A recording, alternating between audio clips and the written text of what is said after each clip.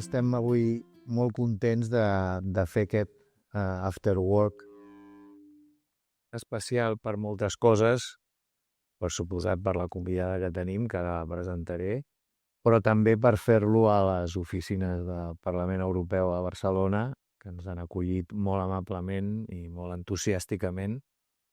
I ja sabeu que aquest és un espai on ens trobem els que fem el periòdico i els que el llegeixen i els que el protagonitzen. Per tant, aquí estem una mica de cada una de les peces que acaben composant un diari. Estem a les portes del 8M, que sempre és una fita en el nostre calendari de l'After Work, i aquest any doncs, tenim la sort de celebrar-lo, de commemorar-lo amb la Lina Gálvez, que és la presidenta, ara si ho dic bé, de la Comissió de Drets de la Dona i d'Igualtat de Gènere del Parlament Europeu. ¿Lo he dicho bien? Molt bé.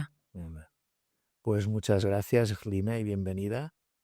Me gustaría empezar, esta es una conversación muy pausada, donde lo que queremos es entender lo que hacéis en el día a día.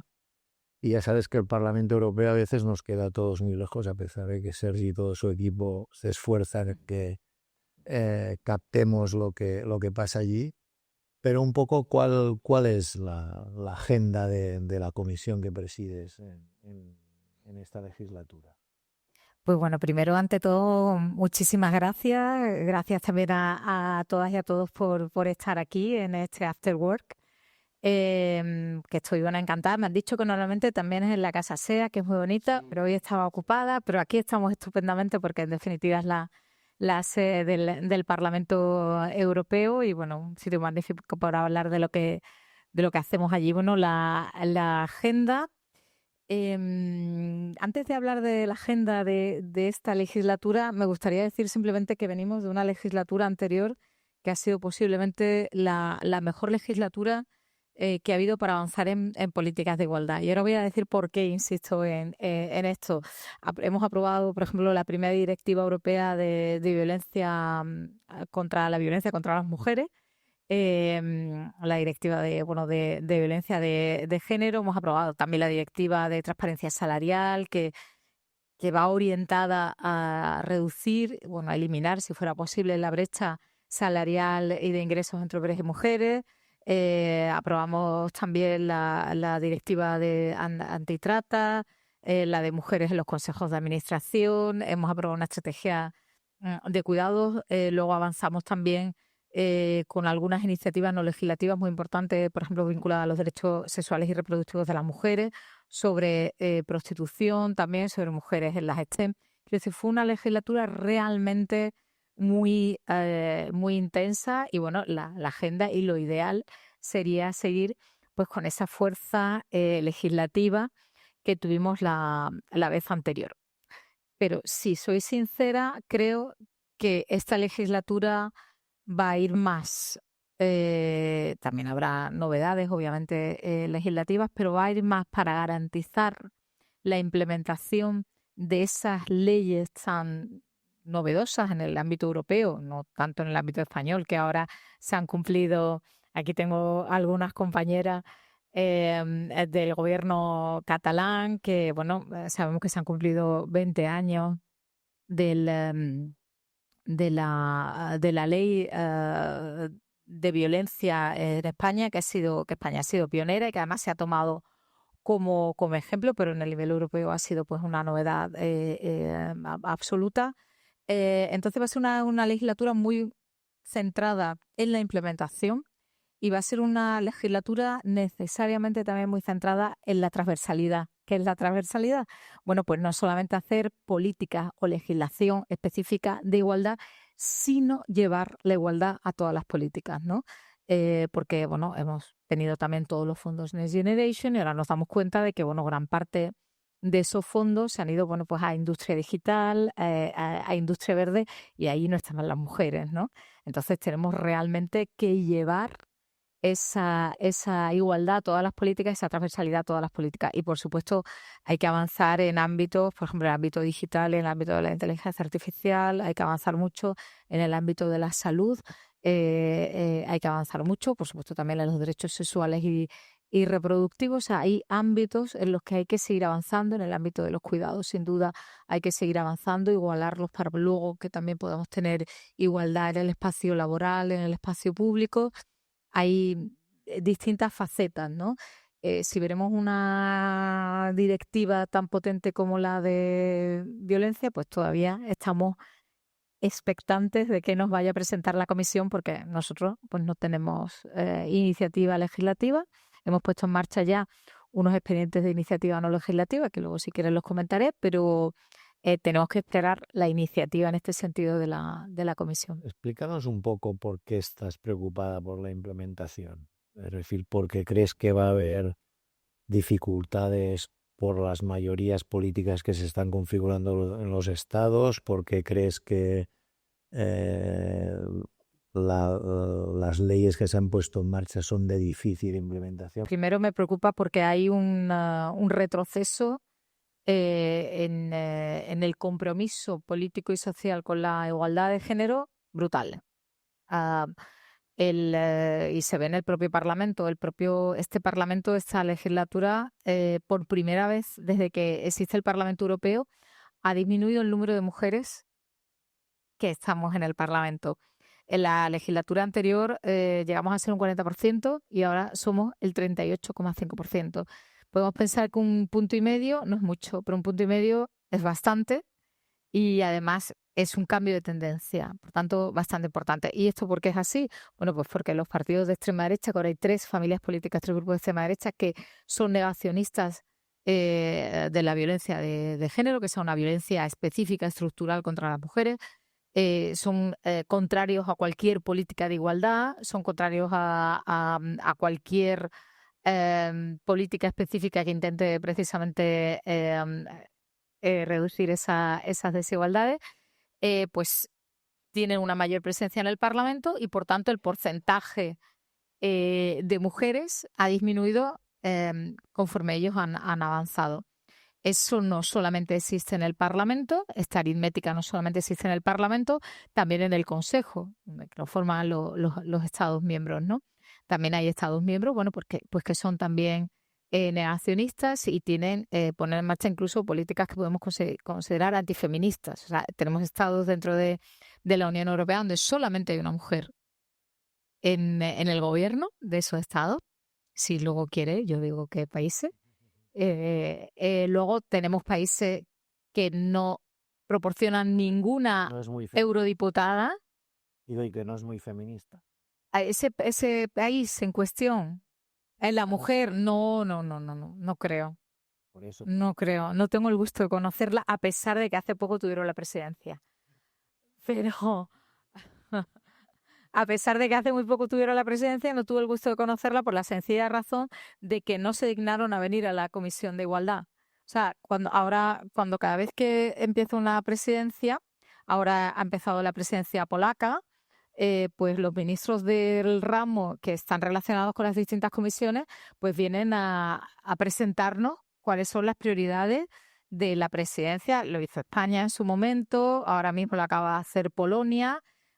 Por cierto, una ministra, por primera vez Polonia tiene una ministra de Igualdad y tienen una agenda muy ambiciosa, lo cual es para llenarnos de satisfacción y ver que cuando hay un retroceso se puede recuperar, ¿no?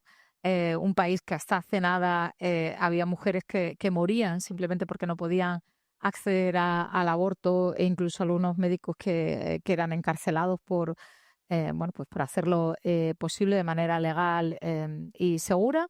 Y bueno, pues ahora pues están teniendo una agenda muy ambiciosa en igualdad. La presidencia anterior, que fue la húngara, pues no vinieron no les interesó la Comisión de Igualdad. Fueron a otras comisiones, fueron a la Comisión de Economía, la Comisión de Industria, pero a la Comisión de Igualdad sencillamente no les interesó hasta ese punto, ¿no?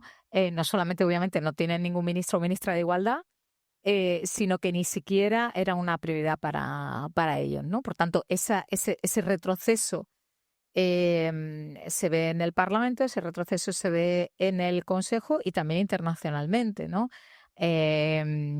pues tenemos un país que es bastante cercano a nosotros, por ejemplo, Argentina, donde el gobierno ha cortado toda la financiación pública a toda la investigación que lleve la palabra género, mujer, femenino o todo, o sea, o género, por supuesto. Y el gobierno de Estados Unidos también ha anunciado lo mismo, ¿no? Y bueno, esto en definitiva es el canario en la mina, ¿no? Cuando el canario, o sea, los estudios de género, al final los estudios feministas son el canario en la mina, ¿no? Cuando se lo cargan, tengamos todos cuidado que la democracia se va por delante. ¿Y estos grupos negacionistas en vuestra comisión qué actitud tienen? Es decir, ¿son combativos, son obstruccionistas, son...? Pues la legislatura pasada, esta es mi segunda legislatura.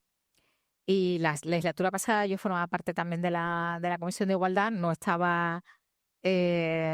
tenía el honor y el castigo de ser, y ahora digo porque el castigo de ser presidenta, esta sí, pero sí que era una miembro muy activo de la comisión. Y la participación de los grupos de negacionistas de extrema derecha era muy minoritaria en la comisión.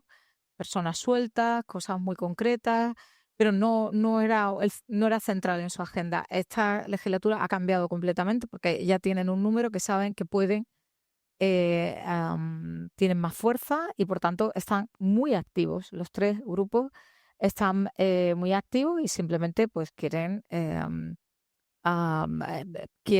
ellos en algunos casos son tan poco demócratas que consideran que ahora hay una mayoría suficiente y que por tanto todo lo aprobado previamente ya no cuenta.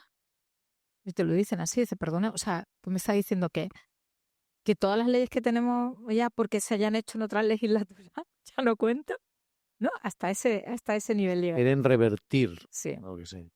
Bueno, quieren revertir, no quieren cambiar. Ahora mismo, sobre todo, el discurso es que sí existe la violencia contra las mujeres, pero esa violencia, según ellos, la ejercen principalmente extranjeros, principalmente musulmanes, lo unen con la islamofobia, utilizan el miedo, sobre todo están inculcando el miedo en las mujeres, el miedo al extranjero, por tanto, les cuadra muy bien en su discurso xenófobo los temas de igualdad.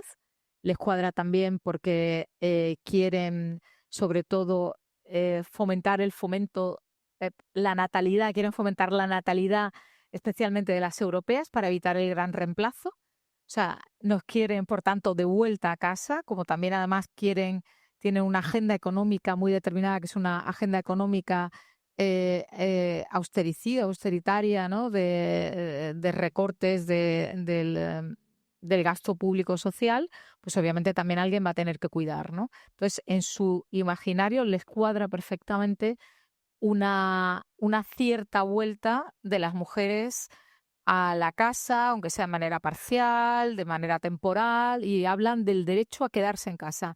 Siempre hemos hablado del derecho a incorporarnos al mercado de trabajo, el derecho a trabajar en el sentido de identificando trabajo con empleo, que no es lo mismo. Sobre todo esto lo sabemos bien las mujeres, que no es lo mismo, pero bueno. Y ahora están hablando del derecho a quedarse en casa. O sea, están reivindicando el derecho a quedarse en casa. Por tanto, sí que hay una propuesta muy clara de regresión y les va encajando ahora se han dado cuenta, ¿no?, que les encaja perfectamente en todo su ideario.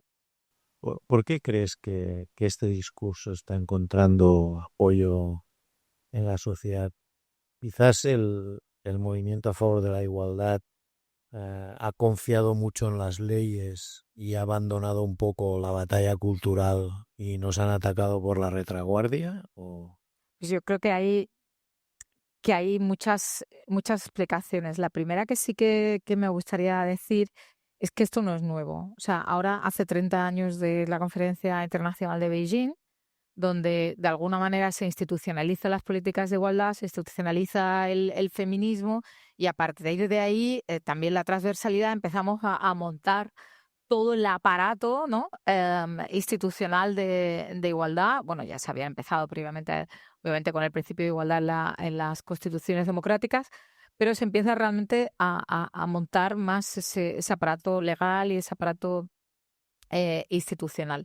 En ese momento, las fuerzas reaccionarias ya se dan cuenta que esto viene a cambiar los cimientos de las cosas, ¿no? Porque a mí me gusta siempre decir que van a por el feminismo y van a por porque es el movimiento más profundamente democrático de todo el siglo XX y de lo que llamamos el XXI.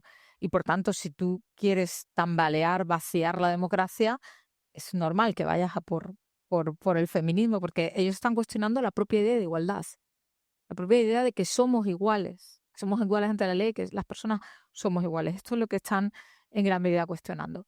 Y esa reacción, digamos, ya se pone en marcha, pero se pone en marcha de manera aislada, sin que, digamos, se encuentren entre ellos. Hay estudios que demuestran de forma clara que al menos desde el año 2013, cuando empieza el Foro de las Familias, es el que va a Tamara Falcó y que luego nos lo venden en Corazón, pues es un poquito políticamente incorrecta, pero lo siento, pero es para que nos enteramos de cómo nos lo van metiendo en el día a día, cómo nos lo van metiendo en el sentido común y cómo nos lo van metiendo en la normalidad. Al menos empiezan a coordinar estrategias de forma muy clara desde el año 2013. Hay un foro sobre los derechos sexuales y reproductivos en el Parlamento que tiene unos estudios maravillosos donde se ve muy bien cuáles han sido las estrategias de esa ahora que lo que conocemos como Internacional Ultra, pero que empiezan a encontrarse precisamente para limitar los derechos sexuales y reproductivos de las mujeres, porque sí, controlan nuestro cuerpo, controlan nuestras vidas y por tanto también nuestras posibilidades de ser y hacer. Esos foros empiezan a coordinarse muy bien desde el año 2013 y con una financiación extraordinaria. Ya la quisiéramos cualquiera de los que estamos aquí. Están detrás prácticamente todas las jerarquías de distintas iglesias que no se ponen de acuerdo en otra cosa, pero en esto se ponen de acuerdo. Oligarcas rusos, ahora que son tan malos, pero ahí estaban con los oligarcas estadounidenses, aristócratas europeos, representantes de sagas empresariales muy conocidas en este país y en otros países, y todos estaban poniendo dinero en esta causa. Pero esta causa no era simplemente reunirse y hablar de lo malo que son que las mujeres tengan derecho a un aborto legal y seguro, porque es esto, ¿no? El aborto se ha hecho siempre y se van a seguir siempre haciendo. El tema es que sea legal y seguro, accesible, legal y seguro. Sino que empiezan a decir, bueno, esto hay que generar una guerra cultural y tenemos que hacerlo de manera estratégica. Entonces empiezan a colocar gente en medios de comunicación, empiezan a colocar gente En algunos. en algunos, afortunadamente, en parlamentos, pero no en cualquier sitio en los parlamentos, sino en las comisiones, por ejemplo, pues de igualdad o de libertades, en universidades, y empiezan a generar este sentido común alternativo. Que esto empieza a unirse también, bueno, pues con una reacción más general de una parte de determinadas élites a las que empieza a sobrarle ya la democracia, ¿no? Ya la democracia y el capitalismo han ido de la mano durante mucho tiempo, pero ahora parece, ¿no? Y ahora últimamente, pues lo vemos más de forma más evidente todos, ¿no? Que empieza como a sobrar, ¿no? Entonces ahí empieza como a eso, a coger cuerpos, y al mismo tiempo le añadimos, si a eso le añadimos la capacidad polarizadora de las redes sociales, si a eso le añadimos las divisiones internas también dentro del movimiento feminista, y si a eso le añadimos también que sobre todo hay una brecha en educación favorable a las mujeres que se va agrandando cada año y que deja a muchos jóvenes un poco atrás, no porque nadie esté privilegiando a nadie, sino porque como nosotras nos hemos educado que para conseguir algo necesitamos ser 3 veces más buenas, pues al final yo soy profesora universitaria, puedo decir pues que las chicas acaban estudiando más, acaban rindiendo más y ahora hay unas brechas educativas brutales. ¿Y esto cómo lo sienten en parte los chicos? Bueno, parte que le han quitado privilegios o también todo el tema también de la revolución vinculada con el Me Too, el consentimiento que hace que sean bastante conscientes de que hay determinadas formas de proceder que consideraban normales y que ahora pues se han dado cuenta que no son normales, pero que alguien les está diciendo que no tienen por qué perder esos privilegios y que pueden seguir cosificando a las chicas, ¿no? Entonces, como son muchas cosas y que también nos pillan a nosotros, con eso te doy la razón, fuera de juego frente a unas guerras culturales que al principio despreciamos y que ahora pues nos llevan muchísimos caballos de ventaja, cabezas de ventaja y en un hábitat con unas reglas de juego que son las redes sociales y los algoritmos que promueven la polarización, promueven el enfrentamiento y por tanto una discusión macarra, ¿no? Y que donde la razón y determinado discurso pues cuesta más que avance. Pero, ¿te parece muy alocado una hipótesis optimista de que en realidad son los últimos coletazos de algo que se está muriendo? Es decir, en el momento en que alguien tiene la necesidad de defenderse, es porque realmente piensa que está a punto de extinguirse. Hablo del machismo, ¿eh? Bueno, yo no creo que No lo sé, ¿eh? no, O sea, no, como provocación. sí, Para- yo creo que eso es, o sea, sí fue quizás en los 80, en los 90, en los primeros 2000, sí que había un machismo a la defensiva. De hecho, no era un machismo am, orgulloso, ¿no? Daba vergüenza. O sea, hacías un comentario machista, igual que un comentario xenófobo, era algo que avergonzaba, ¿no? Era un momento donde determinadas, no había ese orgullo de ser machista. Ahora es diferente, ahora hay una ofensiva. Ahora no hay una defensiva, ahora están a la ofensiva. Casi quienes estamos a la defensiva somos nosotros los que creemos en la igualdad. O sea, están a la ofensiva, además de manera descarada y de manera abierta, ¿no? Solamente hay que ver las medidas que lleva Trump en su proyecto, que luego en la campaña dijo que no, de 2025, pero América, pero al final sí que lo está haciendo, ¿no? Em, o lo que ahora pues, Zuckerberg el otro día diciendo, no, es que ahora voy a acabar con todos los planes de diversidad porque ahora hace falta ser más masculino para tener más autoridad a la hora de gestionar nuestras empresas, ¿no? O la circular que difundieron la semana pasada, que llegó, no sé si sois consciente, llegó a los embajadores de todos los países que tienen empresas operando en Estados Unidos, a las que le daban 5 días, solo 5 días, para certificar que no tenía planes ni políticas de igualdad de género en sus empresas, porque si no lo hacían en 5 días, por tanto, yendo totalmente en contra de todo lo que hemos estado haciendo en Europa, porque si no lo hacía, pues le bloqueaban los pagos. Entonces yo creo que eso no es algo a la defensiva, yo creo desgraciadamente que es algo a la ofensiva. Y quienes tenemos que volver a la ofensiva y de manera muy estratégica somos los demócratas. Y cuando digo los demócratas y las demócratas, me refiero a que si la igualdad es central para ellos, también tenemos que convencernos que tiene que ser central para nosotros. Si nosotros queremos defender la democracia, lo tenemos que hacer poniendo la igualdad en el centro y no como algo, como una guinda de un pastel ni como algo parcial. Realmente, ahora defendiéndolo más que nunca.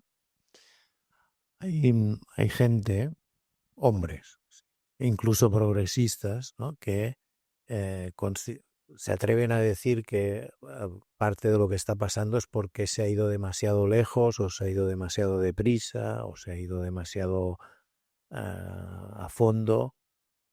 ¿Tú crees que hay espacio para la autocrítica o para algún tipo de autocrítica? Sí, claro que hay mucho espacio para la autocrítica y de hecho yo creo que he dicho una antes que a mí me parece fundamental, que son las divisiones dentro del movimiento feminista.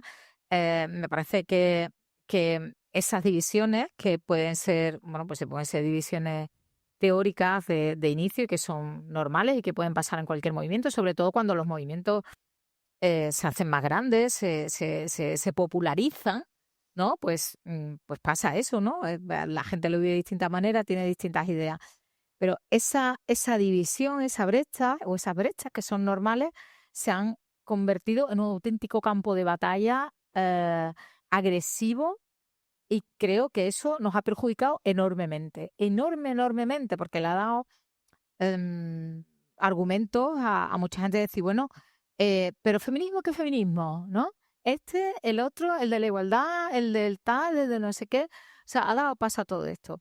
Y luego, en lo que decías, por ejemplo, de si hemos ido demasiado lejos, no, yo creo que nos hemos quedado demasiado cortos en muchas cosas. Lo que pasa es que, claro, es que son muchos milenios de sentido común y de privilegio, y es muy difícil cambiar lo cultural, ¿no? Mucho más fácil cambiar incluso lo natural que lo cultural, ¿no? Ahora tenemos a los niños in vitro, hemos cambiado muchísimas cosas que eran como supernaturales, ¿no? En cambio, lo cultural cuesta muchísimo más cambiarlo. Hay toda esta idea de que, ¿no? La trampa de la diversidad, ¿no? Que la izquierda se ha equivocado con lo identitario y ha dejado de lado la esencia de lo que era la igualdad. Pero yo creo que ahí hay una mala lectura de la propuesta feminista, que es una propuesta en definitiva igualitaria. Lo que pasa es que también queremos estar, o sea, queremos que ese futuro de igualdad y de prosperidad también nos incluya. No llegar primero a ese futuro de prosperidad y luego, ahora entrad vosotras. No, queremos también diseñarlo. No queremos luego, una vez que ya se alcance, es que no se alcanza. O sea, es que no podemos llamarnos democracia si no tenemos paridad. Es que hay 10 millones más de mujeres que de hombres en Europa. O sea, es que no nos pueden tratar como una minoría. O sea, lo siento. No. Bueno, es una evidencia empírica. Antes has expresado una segunda preocupación que era la transversalidad, como has dicho, ¿no? El reto de la implementación de las normas y de las leyes que se han puesto en marcha, y luego decías, me preocupa la transversalidad. ¿Puedes explicarnos un poco qué te preocupa? Pues me preocupa que no existe, básicamente. A ver, me preocupa que yo descubrí al final de la legislatura anterior que había sido la segunda eurodiputada que había puesto más enmiendas. Digo, ay, madre mía, y que hay que ver que he trabajado mucho, ¿no? Al final es que intentaba meter la transversalidad en absolutamente todas las leyes que pasaban por mi mano, ¿no? Por ejemplo, los fondos. am, la transversalidad tiene que ser en todas las políticas y a lo largo de todo el ciclo político. Por ejemplo, cuando se diseña una política, pues hay que ver ex ante, hacer eso sería lo ideal, hacer una evaluación ex ante, cómo esa política va a afectar eh, a las distintas personas, ¿no? Porque las personas están en una situación diferente, por tanto, no les va a afectar a todos igual. O sea, por ejemplo, si yo hago recortes en el gasto público social, va a afectar más a las mujeres que a los hombres. Y tú dices, ¿y por qué sabes que va a afectar más a las mujeres que a los hombres? Bueno, pues que si coges las estadísticas, el trabajo doméstico y de cuidado no remunerado sigue recayendo de manera prioritaria en las mujeres, en las personas que están empleadas en los servicios públicos sociales y en los privados, y cuando se externaliza de otra manera son mujeres. Por tanto, si esos servicios se deterioran, son menos accesibles o se privatizan, pues eso recae en las familias. Y dentro de las familias, ¿en quién? Pues quien tengan medios lo externalizarán en mujeres, normalmente de manera precarizada, y quien no, pues los asumirán dentro de la familia, quien mujeres, con lo que asumes más trabajo y tienes, por tanto, menos disponibilidad de tiempo para emplear tu tiempo como quieras, pues para formarte mejor, para poder promocionarte o decir que te vas a promocionar dentro de la empresa, lo que sea. Al final, es una carga de trabajo extra que va a recaer en las mujeres. Por tanto, una política austeritaria es negativa, directamente negativa, más negativa para las mujeres que para los hombres, ¿no? Si todo el dinero se pone para la reconversión digital y la reconversión verde, y eso genera sobre todo puestos de trabajo muy buenos eh, para ingenieros en energía o para ingenieros de TICs, que son mayoritariamente hombres, pues ese esfuerzo inversor que sale de los impuestos de todos y de todas está beneficiando principalmente a los hombres, ¿no? Entonces hace falta, bueno, pues hacer esta evaluación ex ante, luego una evaluación ex post y sobre todo meter esta transversalidad en el presupuesto. Esto es importantísimo. Esto, por ejemplo, y voy a poner el ejemplo de mi tierra, en Andalucía. Andalucía fue pionera en los presupuestos sensibles al género, venían de la ONU allí a ver cómo lo estábamos haciendo con el gobierno anterior, el gobierno socialista, y el gobierno actual, no, yo no quiero hacer así nada partidista, pero el gobierno actual lo ha quitado en aras de la simplificación. Ahora vienen todos estos decretos, todo este tema de la simplificación, que es muy importante, pero claro, ¿qué te llevas por delante con esta simplificación? ¿Te llevas por delante la democracia? ¿Te llevas por delante el compromiso verde? ¿Qué te llevas por delante con la simplificación? Entonces, todo hay que analizarlo desde esta perspectiva y de esta transversalidad, ¿no? Y cualquier ley hay que ver de qué manera pueden participar unos u otros y de qué manera va a afectar. Y entonces, bueno, pues esa es la transversalidad, ¿no? El llevar la igualdad a todas las leyes, a todas las políticas y a todo el ciclo político, desde el diseño de las políticas, a presupuesto, redacción, implementación y posteriormente evaluación, que es una cosa que se hace poco y que deberíamos hacer más, porque eso nos diría realmente qué capacidad transformadora para avanzar en igualdad están teniendo las leyes y las políticas, a pesar de que se hayan diseñado de manera estupenda, luego la implementación siempre se te escapan. Me gustaría saber también tu opinión respecto a la transversalidad de las políticas de igualdad en el arco ideológico. Decías, en todo el ciclo político, en todos los ámbitos. En Europa gobierna, de hecho, una Großen Coalición que no lleva este nombre, Pero sí. pero sí, ¿no? Y me gustaría saber hasta qué punto la presencia de esos grupos negacionistas está debilitando el consenso en torno a las políticas de igualdad en esa gran coalición que nos gobierna. Bueno, yo he empezado hablando de las conquistas tan espectaculares que hicimos en la legislatura anterior. Y esto hay que decir, por ejemplo, si ponemos la directiva de violencia, fue una directiva que se hizo entre la Comisión de Igualdad y la Comisión de Libertades, y con una ponente de los dos grupos mayoritarios en cada una de las comisiones. O sea, la ponente por la Comisión de Libertades era de la familia socialista y la ponente por la Comisión de Igualdad era del Partido Popular Europeo, Frances Fitzgerald, por la parte antigua ministra irlandesa, una mujer muy progresista en lo social y en la igualdad, que la echamos mucho de menos en esta legislatura. Y por la otra parte, Evin Insir, una socialdemócrata sueca, y con un respaldo muy mayoritario de la mayor parte del arco parlamentario, sin incluir los partidos, los dos grupos que había en ese momento de la extrema derecha, pero sí el de la extrema izquierda, que también además tenía unas diputadas que estaban muy comprometidas con el trabajo transversal y el trabajo común. O sea, eso se consiguió con mucha unidad también. El Tratado de Estambul que se ratificó finalmente. O sea, todo eso se consiguió con muchísima unidad. En la legislatura anterior, y esto Jaume lo sabe muy bien, el partido bisagra era los liberales, que era el tercer partido de la Cámara. Dependiendo a veces de dónde se iba, pues las mayorías salían de una manera o de otra. Pero claro, ahí estaba la centralidad, o la bisagra estaba ahí. En esta legislatura, la bisagra la tiene el partido mayoritario de la Cámara, el partido más grande de la Cámara. Y esto lo cambia todo. que es el Partido Popular Europeo. Entonces, el Partido Popular Europeo sabe que tiene dos mayorías. Tiene una mayoría con los 3 grupos de extrema derecha y tiene otra mayoría hacia su izquierda, liberales, verdes, socialdemócratas. ¿Lo utiliza? Sí,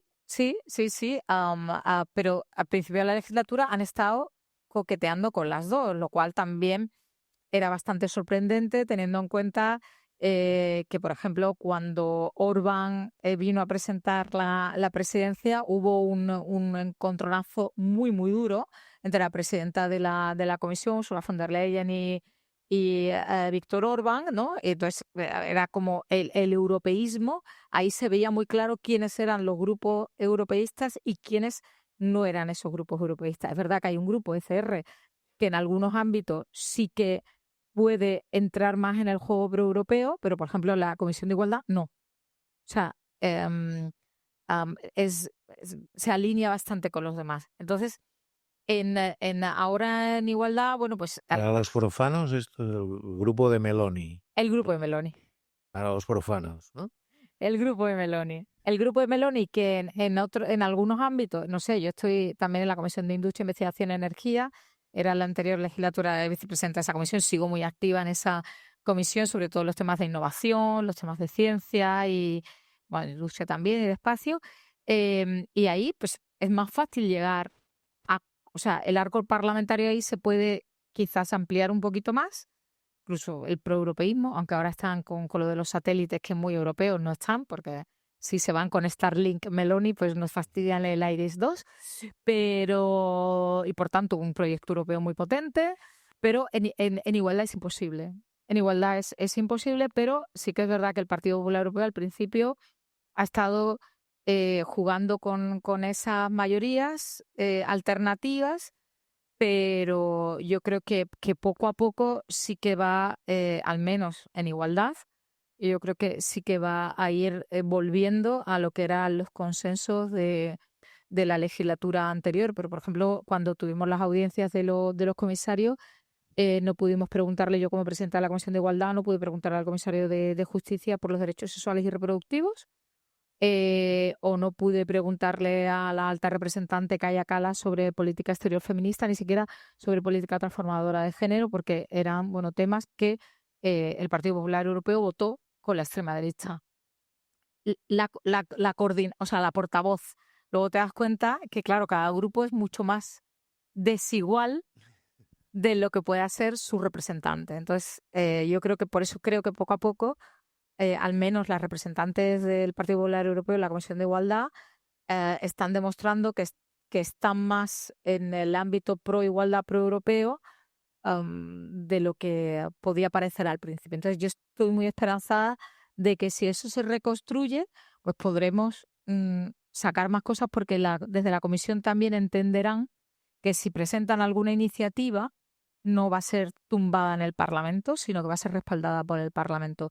Y los primeros meses de la legislatura no han sido nada fáciles en ese sentido. Por eso decía antes lo de la desgracia, el orgullo, la suerte, pero también la desgracia.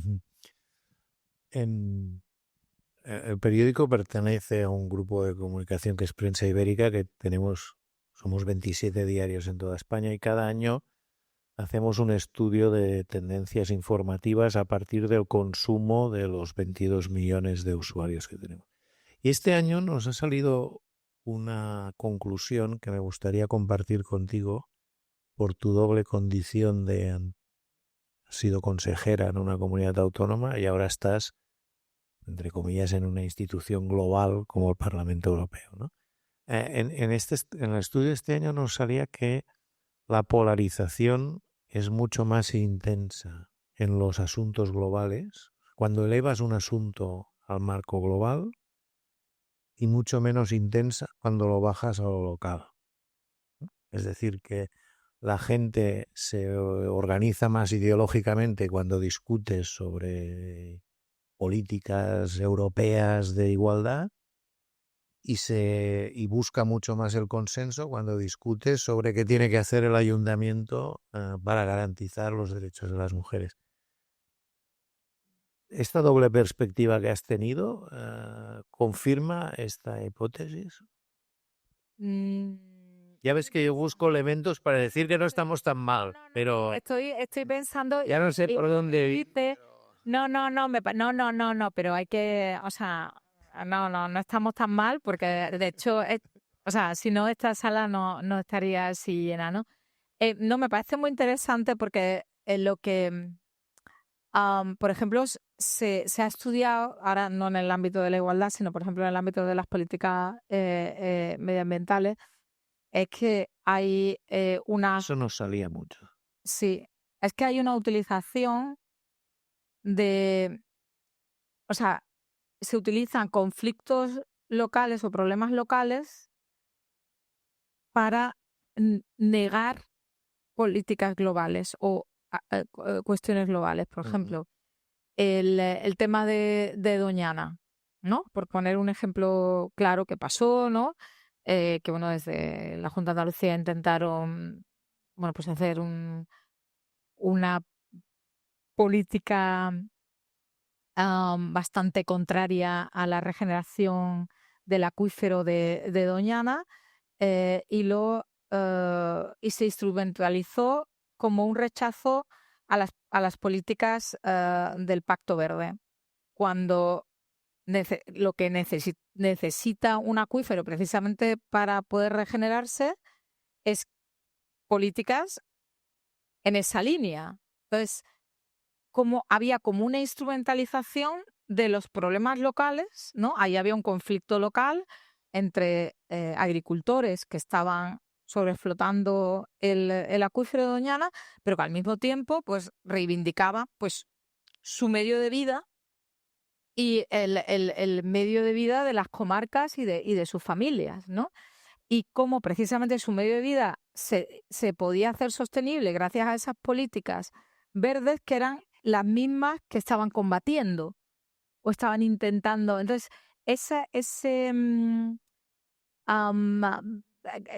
contradicción yo sí que la veo mucho entre digamos, lo que se ve como tendencias globales y luego los problemas específicos. Pero yo creo que hay más bien una utilización y un problema también del timing, ¿no? O sea, de que de que para arreglar problemas que no tienen solución al corto plazo, sino al medio y largo plazo, tienes que poner en marcha políticas que afectan a las personas en el corto plazo.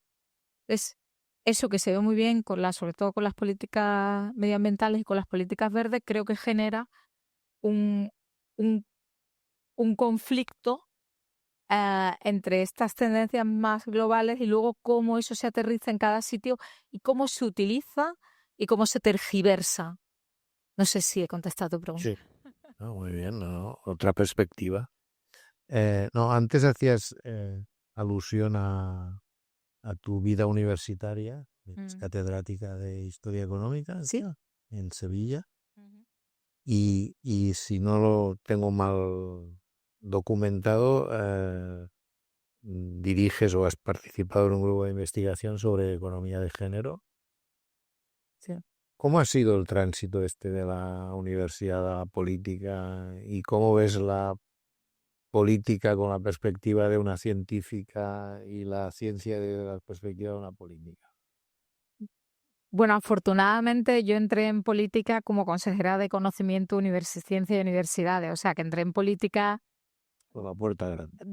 Sí, bueno, pero entré desde mi conocimiento. Yo he sido 5 años vicerrectora de mi universidad y tenía un buen conocimiento de la política científica, de la política universitaria y de la gestión. Y bueno, pues entré como por un cauce casi natural en política. Cambiaste de lado de la mesa. Cambié de lado de la mesa, efectivamente, pero sobre un tema pues el que acaba conociendo, ¿no? Eso fue justo en el momento de la moción de censura que le hicieron a Mariano Rajoy cuando Pedro Sánchez pasó a ser presidente del gobierno. María Jesús Montero pasó a ser ministra de Hacienda y el que era consejero de universidades y tal, pasó a ser consejero de Hacienda y el hueco ese es el que yo entré.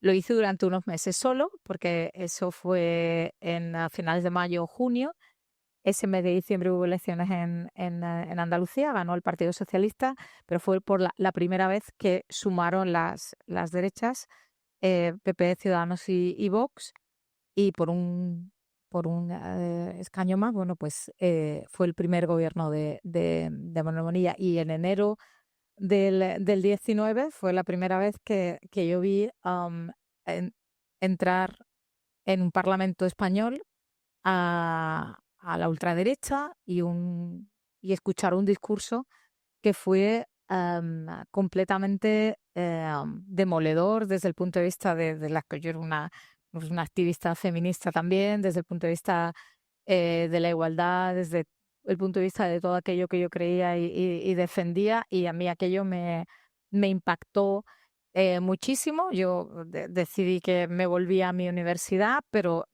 fue escuchar ese discurso y dije, bueno, no, ahora que una taza, no, ahora 2 tazas, 3 tazas. Y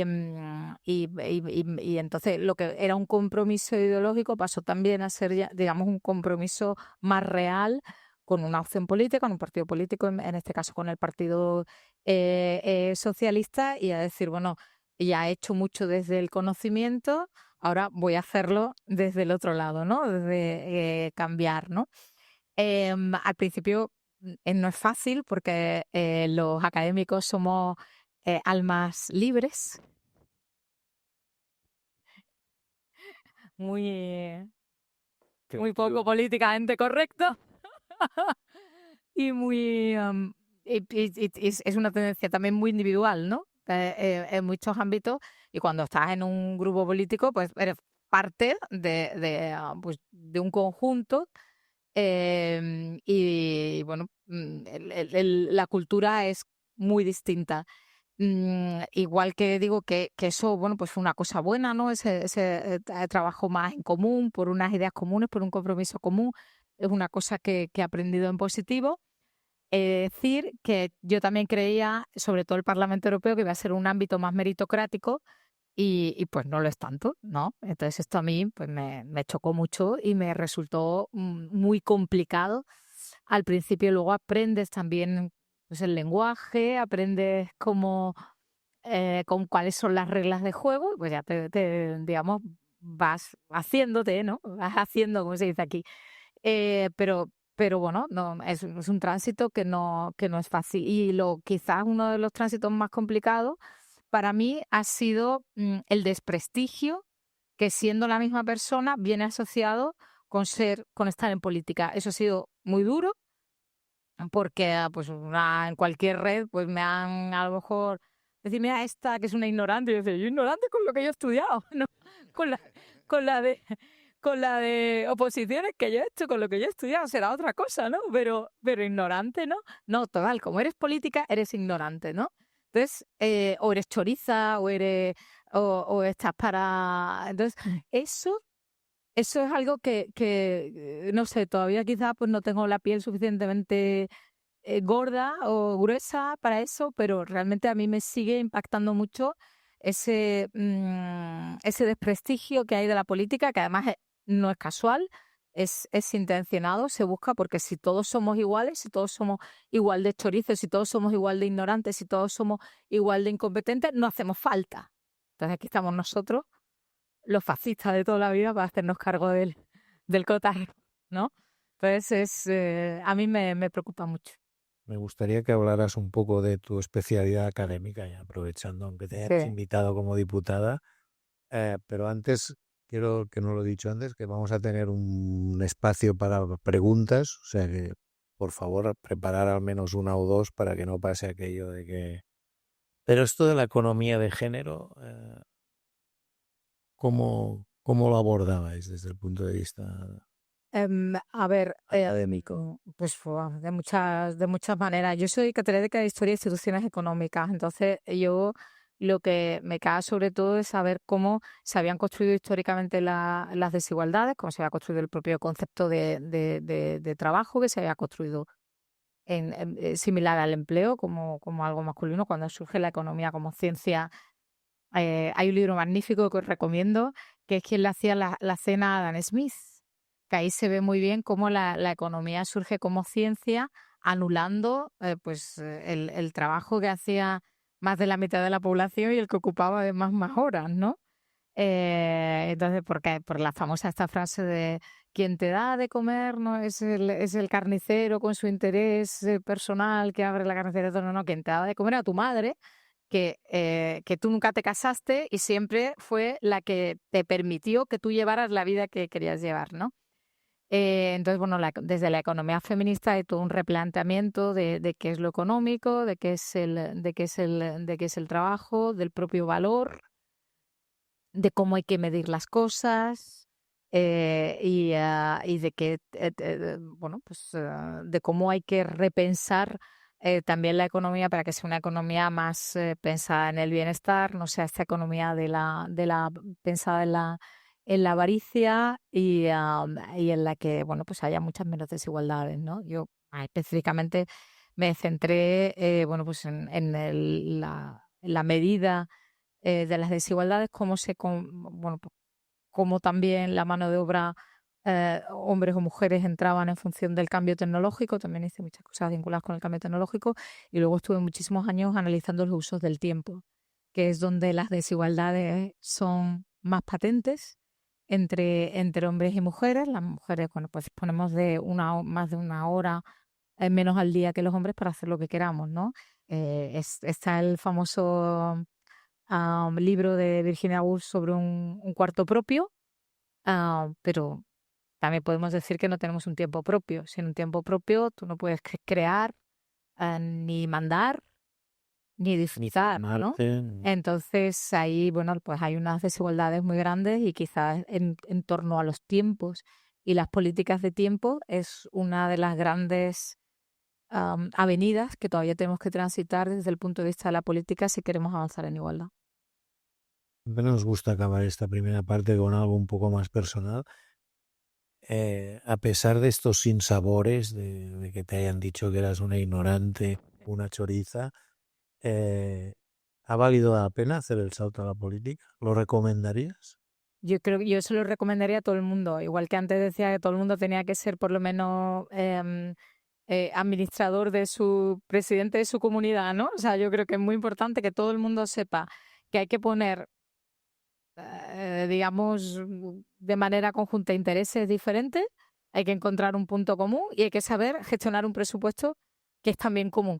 Estas dos cosas que la puedes hacer simplemente como presidente de tu comunidad ya van bien, ¿eh? O sea, ya van bien porque no, es importante saberlo, ¿no? Que hay intereses diferentes y que tienes que buscar el bienestar común o el avance común y que hay un presupuesto limitado y que dependiendo de dónde pongas el presupuesto, pues vas a priorizar un tipo de cosas o vas a priorizar otras. O sea, que eso sí, y yo creo que es un acto también de generosidad. Yo también en la universidad, lo he dicho siempre, en la universidad si eres vicerrector, eres decano o algo, todo el mundo va, mira cómo manda. No, es que te estoy haciendo un favor, que yo soy igual que tú.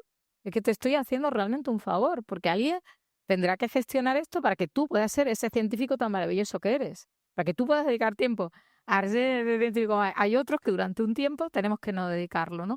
Entonces yo creo que todos deberíamos de pasar en algún momento de la vida por la política. Yo creo que eso haría que se comprendiera mejor, que se prestigiara más también.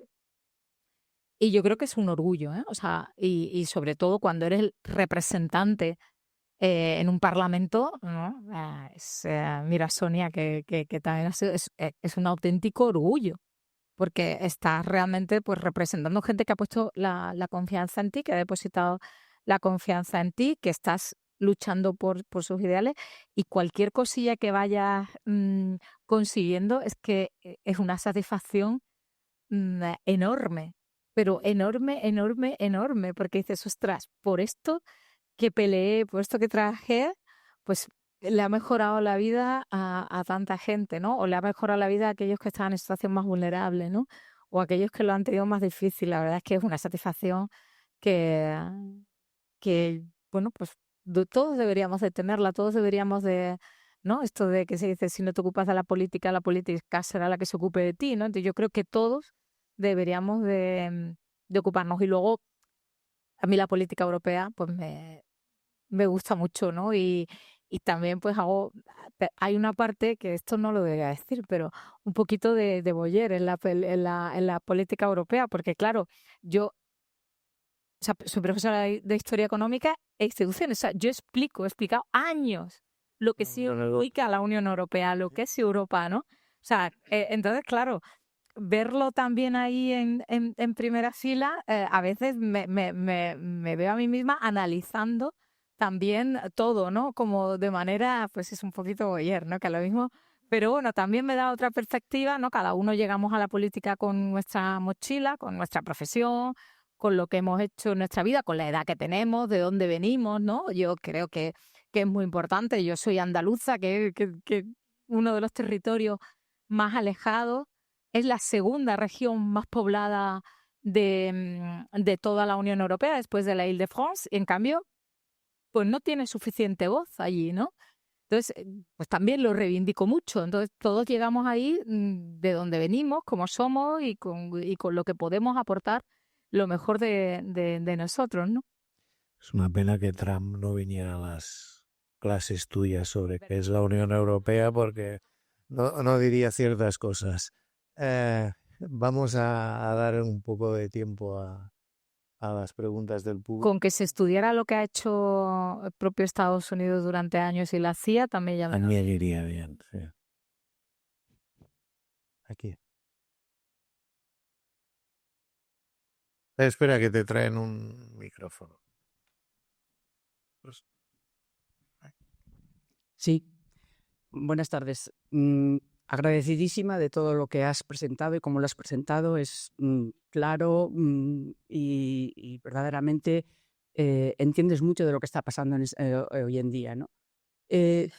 Yo lo que creo que es que nosotros aquí estamos todos convencidos y verdaderamente pensamos que está en riesgo la democracia. Pero yo me pregunto, y siendo un poco provocadora, los otros, la parte de la extrema derecha, los que están ahora mismo en el Parlamento Europeo, también han accedido ahí democráticamente. Entonces, ellos van a decir, ¿por qué vosotros sois más democráticos que nosotros? Nosotros también lo somos. Y entonces yo creo que hay que empezar a tener un argumento un poco más en su lenguaje. Porque claro, decir que que estamos retrocediendo en los derechos de igualdad, que que ahora se favorece otro tipo de cosas, pues ellos dicen, bueno, simplificación, pues cortemos todo porque resulta que esto es más eficaz y va a favorecer el progreso social. Bueno, pues nosotros tenemos que tener argumentos en contra de esto. Y yo esto es lo que estoy viendo que no tenemos, o a mí por lo menos me faltan, y entonces esto está dando lugar, yo creo, a una polarización y que no nos escuchamos unos a otros. Entonces, bueno, esto es un poco provocar, ¿no? Sí, ¿son ellos menos democráticos que nosotros o no? Sí, sí, son menos, o sea, que hayan sido elegidos igual de democráticos, sí, han sido elegidos con las mismas reglas de juego, pero no respetan esas reglas de juego, ni las quieren. Por tanto, a tu pregunta, son menos democráticos, claro. ¿Eso quiere decir que tengan menos derecho que yo a presentarse o a salir? No, tienen el mismo que yo. ¿Tienen menos derecho que yo a hacer iniciativas legislativas y a cambiar las políticas? No, tienen no. Pero sí que no defienden la democracia ni tienen el mismo respeto por las instituciones democráticas que al menos yo puedo hablar por mi partido. El socialista lo tiene y yo creo que la mayor parte de los partidos europeos y proeuropeos. ¿Son igual de europeos? Pues tampoco. O sea, no, porque quieren acabar, en parte, algunas de las propuestas, acabar con la Unión Europea o debilitar la Unión Europea o hacer una Unión Europea más confederal, que simplemente sea una reunión de Estados y no construir cosas en común. ¿Eso les quita legitimidad democrática? No, pero sí que son. Entonces, o sea, que yo distinguiría eso. Y luego, yo creo que sí que tienes razón en que debemos repensar mucho las cosas y cómo llegamos a la gente. Está claro, igual que os decía antes, que están trabajando de manera conjunta, de manera muy clara y muy estratégica y con muchos medios. Desde el año 2013 nosotros hemos llegado tarde a todo eso. Nosotros, demócratas, a pro igualdad, en fin, hemos llegado tarde a todo eso. y ahora jugamos con unas reglas de juego que no son las que nos favorecen.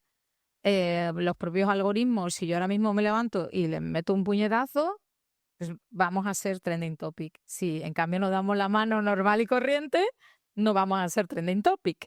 Entonces, todo lo que sea polarizar, pues va a generar más clic, ¿no? De hecho, sabemos que gran parte de la violencia que se ejerce online contra las mujeres tiene que ver porque esos bueno, pues esos desprecios, esas escenificaciones, esas denigraciones, etcétera, etcétera, pues acaban teniendo más visualizaciones, acaban teniendo más clic, acaban haciéndose virales, las acaba viendo más gente, ¿no? Entonces, hay ahora un ecosistema que está favoreciendo esa polarización y ese que todos son iguales, esto ya no vale para nada, etcétera, etcétera. Es verdad que la igualdad, en vez de habernos pasado, nos hemos quedado cortos y también hay muchas mujeres que dicen, pues mira, yo trabajo más que nunca, sigo ganando menos, todavía no veo esos frutos, ¿no? Y luego yo creo que se han resignificado algunos principios o algunos conceptos que son muy importantes. El propio concepto de igualdad, el propio concepto de libertad, se han resignificado. Y creo que ahora los tenemos que volver a resignificar, a recuperarlos y es resignificarlos de una manera que le llegue a la gente y se explique que tú no puedes tener libertad si no tienes igualdad. ¿Qué libertad tienes cuando tu abanico de posibilidades es así de pequeño? Si estás en una favela y solamente te puedes prostituir, ¿qué libertad tienes para hacer otra cosa que no sea prostituirte? Claro, si tú tienes un abanico de posibilidades así, que una sociedad más igualitaria, pues obviamente tienes más libertad para elegir en ese abanico, ¿no? La libertad no es tomarse caña, la libertad es algo muchísimo más amplio, ¿no?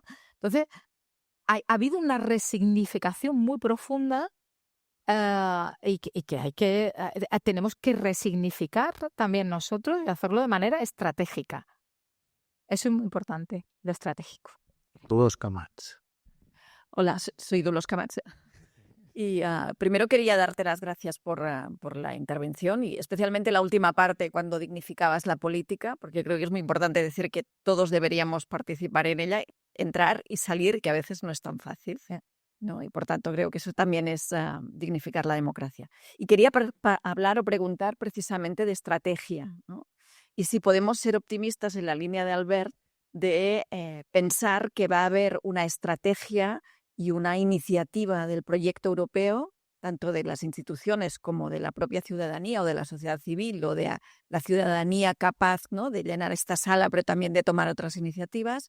Si tú eres optimista o no en que vamos a poder tomar la iniciativa, la estrategia para combatir precisamente a aquellos que ahora están cuestionando el proyecto no solo europeo, sino democrático, ¿no? Si ahí ves luz al final del túnel. Pues me voy a decir que sí. Te voy a decir, no, sí, espero que digas que sí. Te voy a decir que sí porque creo que a veces reaccionamos cuando estamos al borde del precipicio, ¿no? Y yo creo que, bueno, que con lo que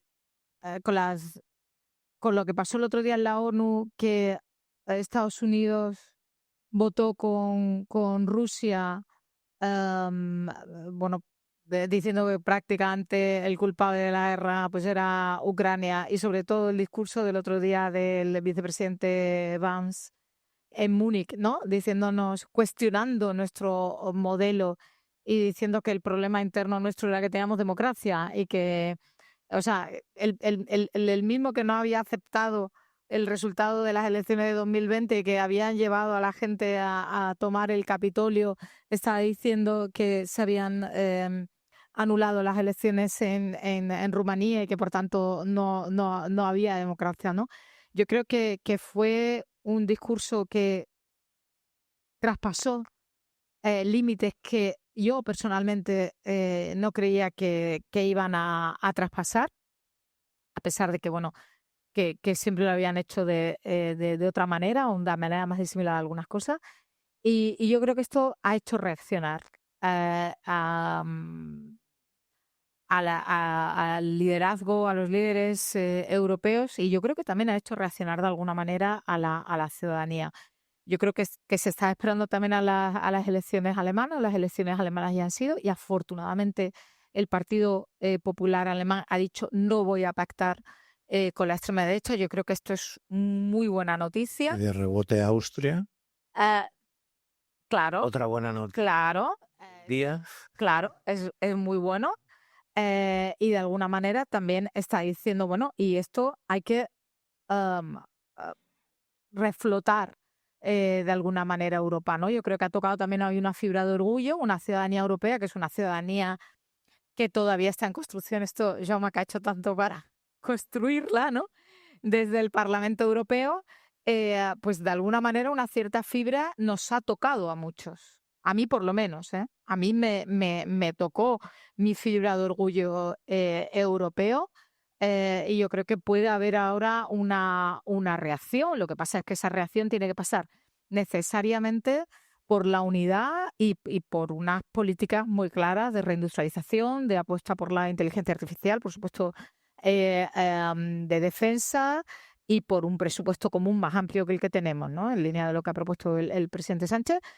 Pero bueno, que puede ser también otras propuestas. Ahora tenemos esa sobre la mesa, ¿no? Y estaría muy bien que por lo menos duplicáramos el presupuesto común, ¿no?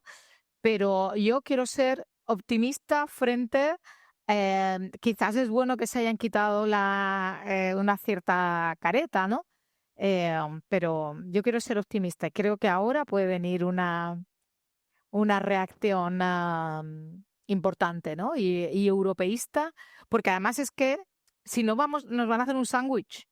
O sea, no es solamente Estados Unidos, es también Putin, porque la Unión Europea se ha convertido en ese espejo en el que no se quieren ver, ni uno ni otro. Bueno, Estados Unidos va hacia una deriva autocrática y no quiere verse en el espejo democrático de la Unión Europea. Y Putin lo que no quiere es que la Unión Europea ejerza ese atractivo democrático que está ejerciendo en los países de su entorno, ¿no? Ucrania es el mejor ejemplo, ¿no? Y eso es lo que quiere cerciorar, eso es lo que quiere parar Putin. Pues claro, ahí o reaccionamos o que somos el jamón yo del sándwich, ¿no? Muy bien. Muy buenas tardes, muchas gracias, Lina. Siempre es una maravilla escucharte. Soy Mireia del Pozo, presidenta del Centro de Estudios de las Mujeres de Europa y Premio Mundial de la Paz en Igualdad.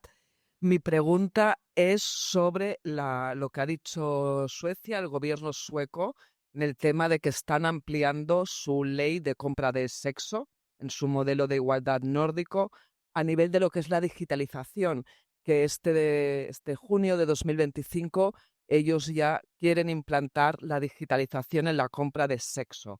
Esto significa, en otras palabras, para quien no sea especialista en el tema, de que lo que quieren es equiparar los delitos y las penas de lo que es la compra o malos tratos o etcétera a nivel sexual, mujeres, infancia, lo quieren también equiparar a todo lo que es estos hechos a nivel online. Ya sabéis que cada vez se está comprando más a nivel de plataformas, se venden estos malos tratos, estos vídeos, etcétera. Entonces el gobierno sueco ahora hace unos días ha dicho este tema que desde mi punto de vista pues es maravilloso el poder equiparar la realidad online y la offline para poder avanzar realmente en estos derechos humanos. Mi pregunta, tú que estás allí en primera línea, es este paso que va a hacer Suecia, ¿nos va a iluminar? A ver, El resto de Europa me refiero los porque dos... Sí, perdona. Sí, pero si nos va a iluminar al resto de los países europeos. los dos países que tienen una arquitectura institucional de igualdad más avanzados de toda Europa son Suecia y España, ¿vale? O sea, vamos siempre, últimamente, siempre, nosotros no siempre hemos ido por delante, pero ahora desde que hemos cogido carrerilla, no hay quien nos pare. En la ley de servicios digitales ya se establecía que todo lo que era ilegal offline lo era también online, ¿no? O sea, que eso ya está en una directiva. La directiva de violencia contra las mujeres también abrió un capítulo sabemos que la Directiva de Violencia de las Mujeres se fija mucho en la ley española, que se fija luego también en el Convenio de Estambul, pero todo lo digital no existía cuando pues, se aprueba el Convenio de Estambul. Entonces, eso es una novedad que se mete, que se ha metido también, corrígeme Sonia, en el pacto contra la violencia de género que se acaba de aprobar, y tenemos que estar súper orgullosas y súper orgullosos de que se ha hecho también con mucho consenso. Todo el arco parlamentario lo ha apoyado, excepto Vox. Y por tanto hay ya una base legislativa importante para que todo lo online sea delito de la misma, si tiene que es delito offline, lo sea también online.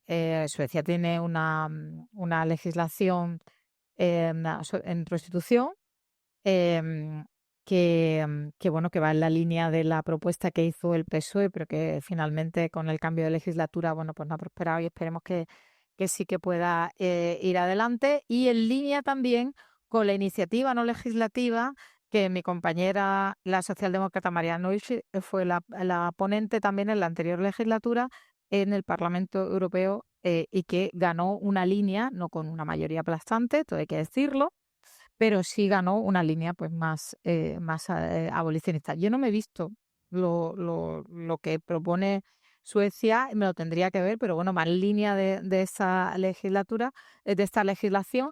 Y luego sí que hay algo que creo que podría ser muy interesante si se pudiera avanzar en esa línea. Yo creo que en el ámbito digital es en el ámbito en el que más tenemos que avanzar ahora mismo de las políticas de igualdad, o uno de los ámbitos en los que más tenemos que avanzar, porque ahí se está desarrollando también una prostitución soft, con todo el sugardadismo, con todos los fenómenos tipo OnlyFans y demás, y bueno, pues esto se está blanqueando la prostitución, pero no solamente la prostitución, toda la mercantilización del cuerpo de las mujeres, porque también hay no sé si tenéis hijas, hermanas, amigas que están estudiando y que se ganan un dinero extra vendiendo óvulos, que no es lo mismo que el esperma, que es infinito, los óvulos no lo son. Entonces, bueno, hay muchísimas cosas que están relacionadas con el cuerpo de las mujeres en la mercantilización en aspectos sexuales, aspectos reproductivos, otro tipo, que están dando cambios con toda la digitalización, que son bastante preocupantes y que nos vuelven a colocar en una situación de vulnerabilidad y de desigualdad muy patente. Muy bien. No sé si hay alguna... La última. Hola, soy Fernando, encantado. Lo primero, me ha gustado mucho la charla, me ha parecido muy interesante, y sobre todo la parte que has comentado de las redes sociales. Te quería preguntar, ¿cómo piensas que se puede combatir de alguna forma las nuevas generaciones que tienen, o al menos alguna parte, tienen bastante normalizado el machismo, sobre todo en Internet? O sea, es bastante sencillo encontrar un entorno en el que no pasa nada, se puede decir cualquier barbaridad. ¿Cómo piensas que se puede atacar el problema en ese sector, que quizá es un poco más vulnerable todavía y está ya creciendo en un entorno un poco más normalizado? Pues hasta hace nada podíamos contar con la autocensura y la regulación de contenido que hacían algunas de estas grandes plataformas. La verdad es que yo me he entrevistado y ido al Silicon Valley, me he entrevistado con Google, con Meta, y realmente estaban haciendo cosas pues para limitar los sesgos de los algoritmos. El problema es que es el propio modelo de negocio, que es el propio modelo de algoritmo. O sea, por mucho que limitáramos los sesgos, pero bueno, están intentando hacer cosas también de inclusión, pero claro, ¿cuál no ha sido nuestra sorpresa cuando de repente han cambiado completamente? Y además, si tienen que cumplir la ley, ahora no tienen que pues, desmontar los planes de igualdad que tengan, los planes de diversidad que tengan, y por tanto el propio compromiso que tengan con la igualdad necesariamente disminuye. O sea, esto es así. Entonces, esta es una nueva realidad sobre la que además tenemos que pensar. Claro, si cumplen realmente las leyes europeas, otra vez la ley de servicios digitales, pues tienen que hacer una moderación de contenidos y deberían bueno, pues de eliminar determinado contenido que, bueno, sea de delitos de odio, en fin, muchísimas cosas. Pero claro, al final es una autorregulación, pero no solamente son las redes. Ahora mismo yo creo que es muy complicado y que quizás la alternativa pase por redes alternativas y pase, yo creo, que por una red pública. Eso no quiere decir que esté necesariamente moderada o que implique censura, pero sí que se entienda como un bien público en el que determinados valores se respetan y que le dé a las personas la opción al menos de poder interactuar en otro ámbito que no tenga la toxicidad, por una parte, ni tampoco que tenga ese sesgo del propio modelo de negocio, que lo más polarizado, lo más agresivo, es lo que al final se viraliza, ¿no? Entonces, yo creo que quizás la opción esté por también considerar las redes sociales como un servicio público, como un bien público, un ámbito que sea en el fondo muchísimo más democrático, porque desde luego con estas reglas de juego y las cartas que hemos echado no vamos a poder avanzar mucho ni en igualdad ni en nada. Quien luego quiera irse a esas redes se puede ir, pero por lo menos que exista una alternativa que sea más sana o menos tóxica y que no se viralice de esa manera. Y por eso he dicho antes también, es muy importante que la Unión Europea tiene que hacer una inversión brutal en inteligencia artificial, porque ahora todo va a pasar por ahí. Y eso viene también con unos sesgos y con unas limitaciones que, como dice, que si no le habéis leído una entrevista que le hace Gerardo TC en contexto a ChatGPT, no tiene que ver con la inteligencia artificial, sino con la ética de quienes le programan, ¿no? Entonces, claro, al final siempre va a existir esa limitación y, por tanto, todo lo que sea el control democrático y todo lo que sea entender las redes también como un bien público, pues creo que son ahora mismo creo que son la única solución. No puedo contenerme, pero como dicen en las películas, con el debido respeto, existe otra alternativa que se llaman medios de información, Hombre, claro. responsabilidad editorial. Oh, Lo digo porque ahí seguimos. por supuesto, pero la realidad, desgraciadamente, es que cada vez menos gente, sobre todo la gente más joven, eh, no se informa por los medios de comunicación tradicionales. Ese es uno de los grandes problemas que tiene la democracia hoy en día. Y por tanto hay que defenderlos y hay que defender la independencia de los medios de comunicación y no lo que acaba de pasar, por ejemplo, en el Washington Post, por poner un ejemplo. Pero nada, eso va a empezar a cambiar porque cuando los medios podemos difundir contenidos tan interesantes como los que nos has compartido hoy, seguro que vamos a recuperar el contacto con la audiencia. Y yo quería darte las gracias porque una de las cosas que pretendemos en estos encuentros y en general en el periódico es ayudar a la gente a entender lo que pasa. Creo que nos has dado muchas claves para entender lo que está pasando y creo que te lo tenemos que agradecer, como te tenemos que agradecer que te dediques a la política, a todos los que os dedicáis a la política, porque los demás no lo hacemos. Y también quería acabar diciendo que me has recibido muy amablemente recordando que habías salido en la portada del periódico y creo que hoy ha ido también que te has ganado otra portada Oh. que sea de pasado mañana. Gracias a todos.